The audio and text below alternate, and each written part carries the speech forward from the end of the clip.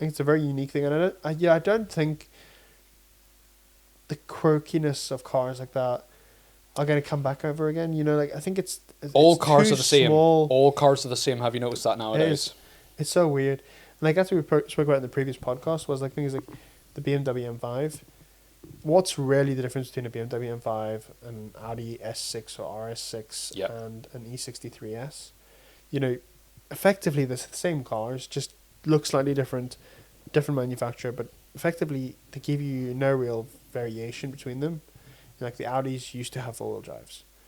The Mercedes used to have naturally aspirated V8s. So did BMW. The BMWs were more full performance. Audis Mercedes are more comfortable. But like, you know, I think the quirkiness of the cars from the 90s and like the Honda Beats and, you know, those kind of cars, I don't think we're going to see that again, or really ever, in my opinion, because there's too many regulations, there's too many safety things. You know, it's like, I don't know. I don't think you could get the safety, you know, all the airbags you would need in a car today. Fitting in a car like that. Oh no, it wouldn't work. You know, the doors are just too thin, the car's too small. There's just not enough space, and I don't think, you know, even like you look at a new car, you know, new Golf, how much do they weigh? Oh, they're heavy. They're heavy You know, enough. and if you look at original generation Golf, they're a couple 100 kilos lighter. Like it's something I don't think we're going to see again, and it's pretty awesome that we can experience that. We can actually document it, get on the channel, and you know, see it and see how awesome it is. Absolutely. What else was I going to say there? All cars, have you noticed, are all kind of the same. Like you said, but like back in the day, you would get a Mercedes for comfortable and usually reliable. But and if you want something safety focused, you go to Volvo.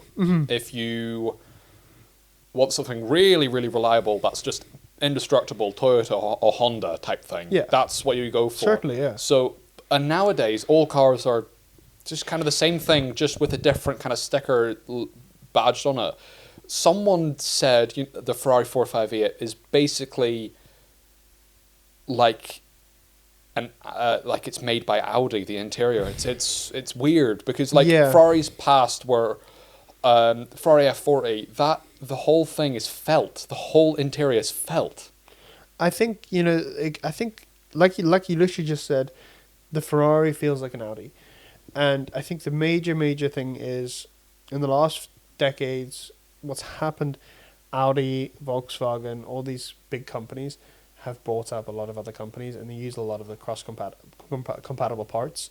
Because I know on the newer like Mercedes-Benz A classes, I think it's the A180s or whatever they are, they share engines with Renault, and you know how often you get in a car and you know this is used, this is off of this car here, different manufacturer. But you know, like I think was it a couple of years ago, my mom and dad were looking to buy a Touareg, one of the V10 Touaregs, and diesel.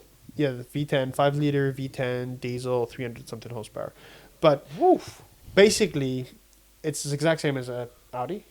So the Volkswagen Touareg is the same as an Audi. I think it was a Q7 or something, which is the same as a Porsche Cayenne. Yep. So you know, at the end of the day, you know, you got three different kind of cars. That you got effectively a budget brand. But I mean that's then good for parts. Yeah, but that's one thing. I'm going to think of like, you know, all cars are the same these days.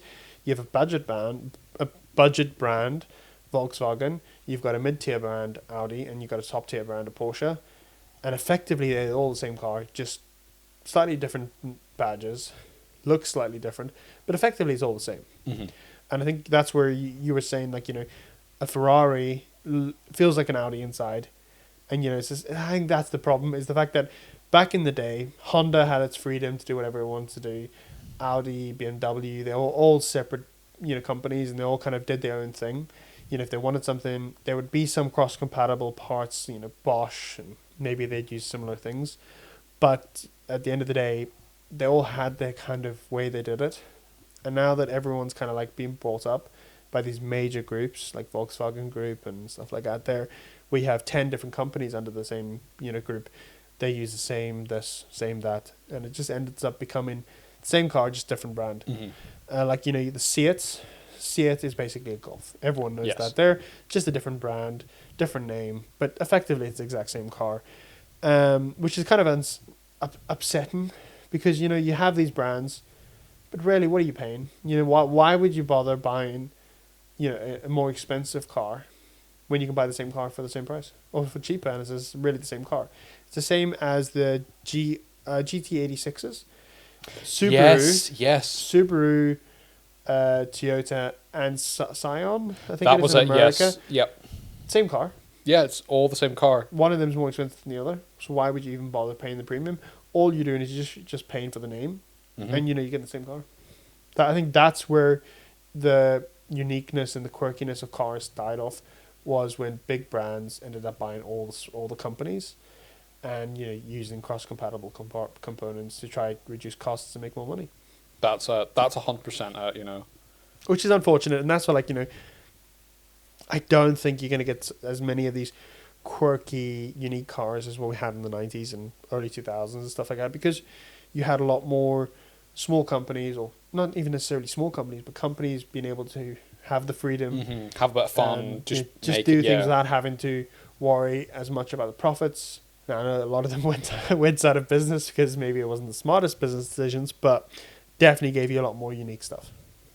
Yeah, like the thing about Honda, the NSX, what was that, 91 or 90, I think it was, until 2005 they had that car running, Yeah. and didn't make another supercar until the new NSX that came out. I can't really remember. But Yeah, recently. the new NSX came out, I think it was roughly in late 2010s, 2015, something like that. Was it? Okay. I mean, I don't Yeah, know. well, it was definitely probably within the last 10 years.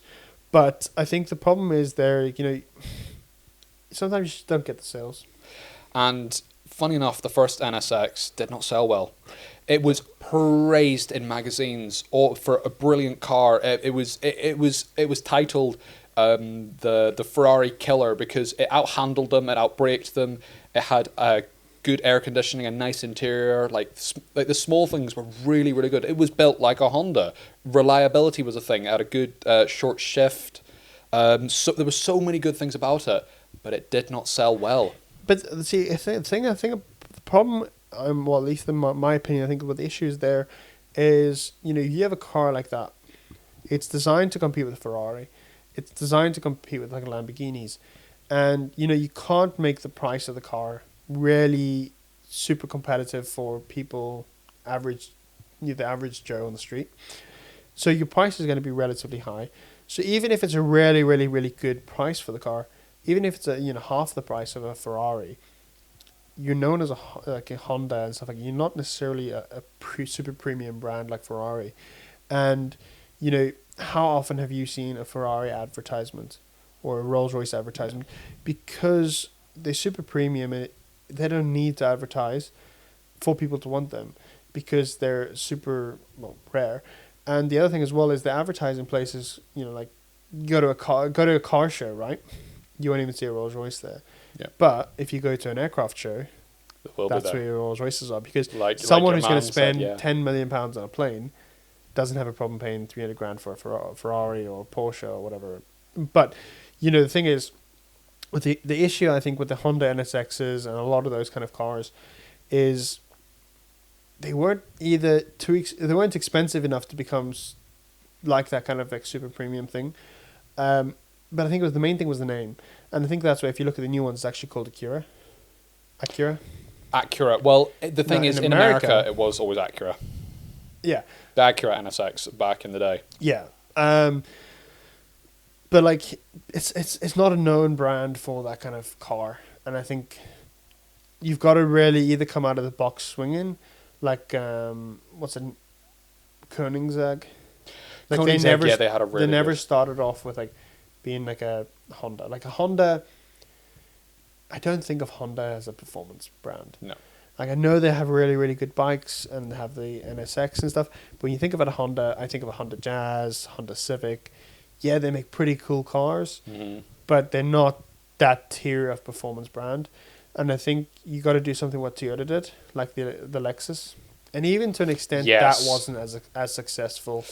Either, the LSA, was it the LFA? LFA, because I mean, if you have the money lying around, would you rather get a Lamborghini, Ferrari, or a Lexus, or a Honda? And that's it. And that sums it up. And that's why Audi did it so well Yeah, and with that's the what- R8. Because what you're talking about is halo cars, is what Yeah. people call them. The Audi, I think, brand new was about 140 grand. something like that. Something like that, which is cheap for What you're getting, yeah. For what you're getting back in the day, it was a 420 horsepower naturally aspirated V8 4-wheel drive, good looking car. There was small things about that were just brilliant. It was that it was a supercar that wasn't a Porsche, because a Porsche isn't. I don't think it's counted as a supercar. It's counted as It's somewhat of a fast sports car, yeah. Yeah, it's a fast sports car. So. Yeah, that car, they did it so well, but with the LFA, I think they priced it like $500,000. Yeah, the LFA, that was very unique car. It had the exhaust system tuned by Yamaha. So obviously, you know, there was a lot of expense put into it, and I think it was very much like the Bugatti. You almost sold it at a loss. Yeah. And they couldn't. I don't think they had. As perfect as that car is, because I think it's the nicest sounding V10 Oh my ever in a production car. Yeah. If I had the money, I still wouldn't have bought one, because I would rather have had a Ferrari and Lamborghini. And at the end of the day, the reason why people buy Ferraris and Lamborghinis, if you want a car for speed, you know, if you're going to spend £200,000-300,000 or dollars on a car, you could buy a car for half the price, spend half the money, and have a faster car. You don't buy Lamborghinis and Ferraris for the speed of them. You buy them for the name and status. Exactly. And when you got something like that there, you've got to be like Koenigsegg, or you got to be like Nevera, something that hits the bucket to prove you're there. You're at that level. You know, it's something that's super rare, something that a lot of people want, and it's not, you know, just not the average kind of car that anyone can go get. So I think ultimately what I'm basically trying to say is that you know, many cars and car brands, you'll find with a lot of more premium brands, you don't get the derivative of the name, you don't get the car, you know, model, you get the brand name. So it's, what do you drive? I drive an Aston Martin. Yeah. Or what do you drive? I drive a Rolls Royce. Where if you go to more like less premium or super premium brands, you end up saying, well, what do you drive? I drive a Fiesta. I drive a Focus. I drive a Golf. I drive a whatever you drive. So I think that's where the issue with the Honda NSX and the Lexus and stuff came into it. They're not super premium where, oh, I drive a Lexus or I drive a Honda. It's, oh, I drive a Akira or NSX or whatever it is. So I think that's unfortunately where they fell off. And, you know, brands like Rimac and, you know, Koenigsegg and stuff like that, that came out the box hitting, you know, super premiums. So what do you drive? I drive a Koenigsegg. It's not, I drive a Gamera. No one knows what a Gamera is, but they know what a Koenigsegg is because it's not advertised in your local advertisements on TV. And that's the thing as well. Like Lamborghinis aren't advertised anywhere on TV, but in TV shows, movies, get you there. Yep. And it's like James Bond. James Bond is the advertisement for Aston Martin. That's it. It's just the way you say it. It's just purely a marketing issue of the name is known for reliable, cheap cars. And you don't want to be known for having a reliable, cheap car when you're looking to be James Bond. Exactly. I think that's where the ultimate thing goes to it. Yeah. But, you know, fantastic cars. And, you know, I love the Honda Beat. It was a fantastic little car and I really enjoyed filming it. And, you know, thank you, Crawford, for letting us do that. And absolutely. It was great to have it on the channel.